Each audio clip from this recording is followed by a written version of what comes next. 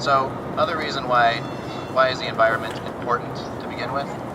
To most people, well, not to most people, some people it's sort of counterintuitive, or it's intuitive, right? Why the environment is important, but maybe it needs to be said again. We've got this concept, the environment. What does it actually mean? For us, what we want it to mean is everything, right? It's sort of our unifying, rallying call as we move forward as activists.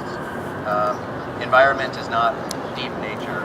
Environment is everything. It's the human environment. Right where we're sitting right now is part of the environment. You can't separate yourself from the environment. All of the divisions that we always put in our philosophy are false. There are no divisions. It's everything's environment. So we want to, as we move forward and we start to break down these walls between different isolated groups, that's how we want to bring it together, like form a new consciousness, start to see things more holistically and system-oriented rather than separate and competitive. Okay? So I just wanted to mention also what else is going on today around the country, so we know that what we're standing in solidarity with.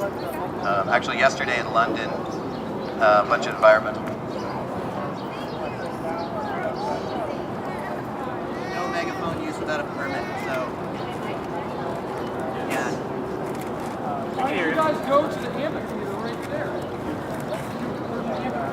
Right there. Literally. Within a few steps. Right, and you stand right in the center, and everyone can hear the amphitheater. Yeah. Can everybody hear me right now? Yeah. Yes. I'm noisy. Better. Okay, so I can human megaphone for a moment. So what else is going on around the country right now? In London, yesterday, there was an environmental march. It started at St. Paul's Cathedral. The whole entire purpose was to show the connection between England's government and dirty power. They also marched on Shell oil in London.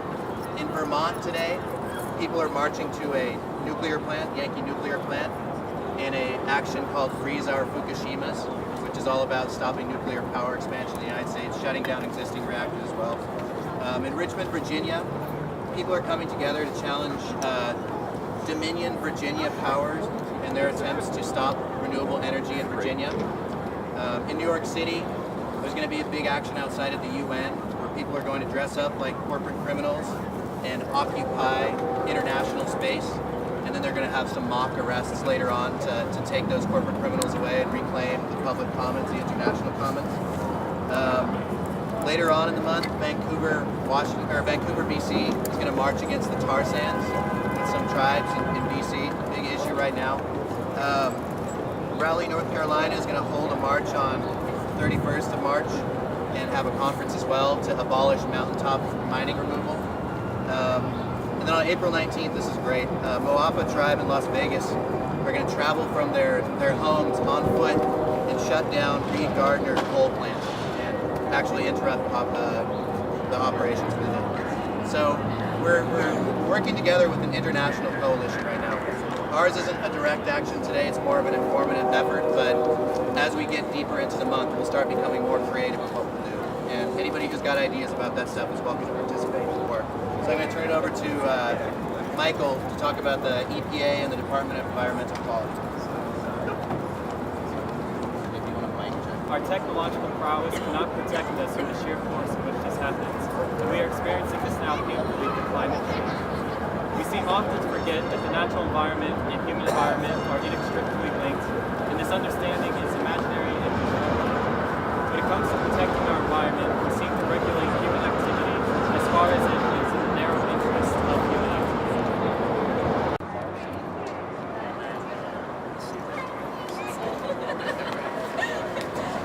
I didn't even realize what it was until I took the picture. Yeah.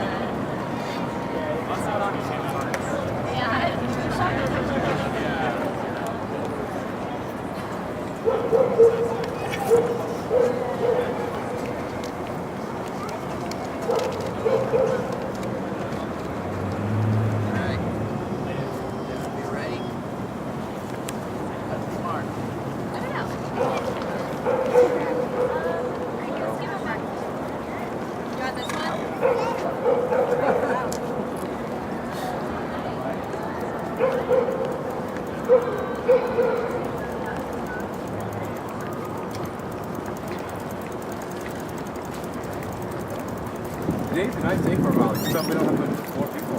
Yeah. Slow down in front. Slow down. Going to the big Wells Fargo building, aka Mordor, at some point in the future, but it bears mentioning just how crappy this bank is. They fund lots of mountaintop removal around the country. In their big building over at Mordor, they house Paul S. Cosgrove, who's the ALEC chairman, who stormed his office on F-49. So keep these guys in mind. We'll come back to them soon.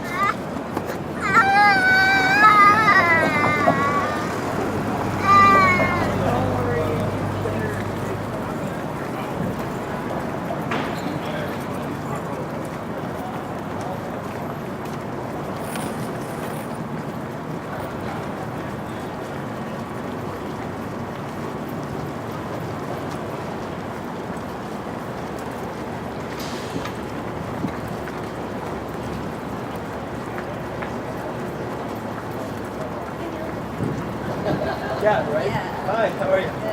Good.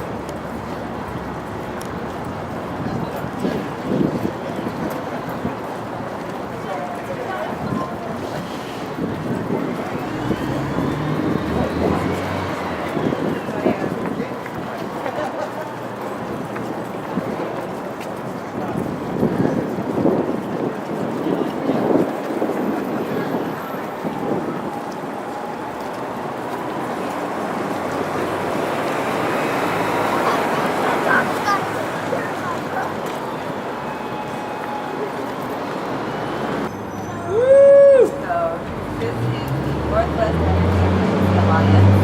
This is not a top offender, so when I think about disrupting power, I think it's important also to think about positive things in our community. Closer. They are a nonprofit organization working to maximize efficiency to meet our future energy needs. Northwest consumers and businesses have benefited from 264 average megawatts of energy savings through NEA initiatives and related efforts, which is enough electricity to power more than 182,500 homes for a year.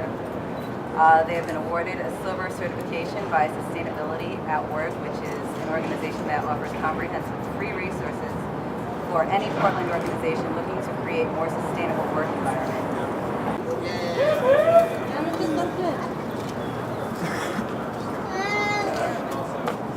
So as we move forward through Environmental Month, keep those friends of the environment in mind, because we definitely want to praise people that are doing a good job so that we can send people their way. Shall we march on? Walk on calmly, orderly.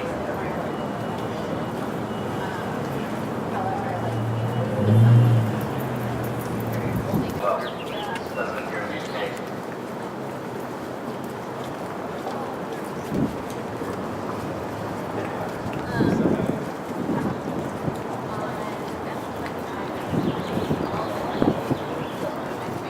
We wait for the dog to make a deposit.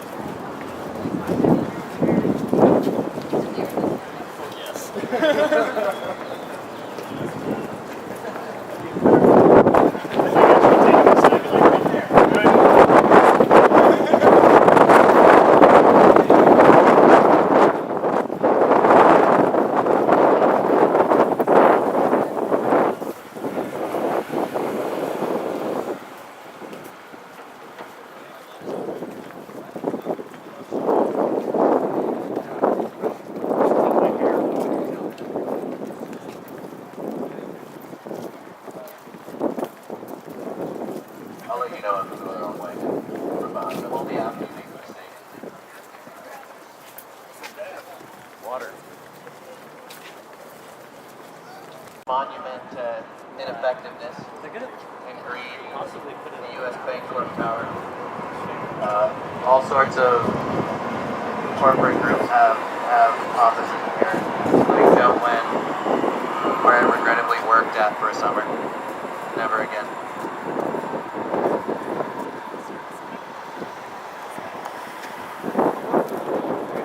Anybody know the function of this imposing architecture?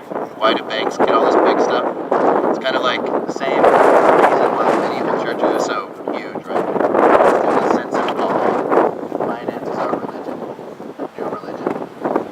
about to supplant it.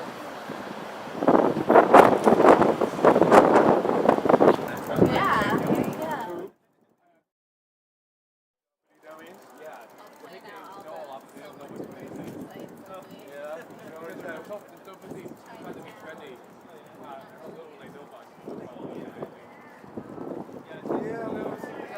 Types around, though.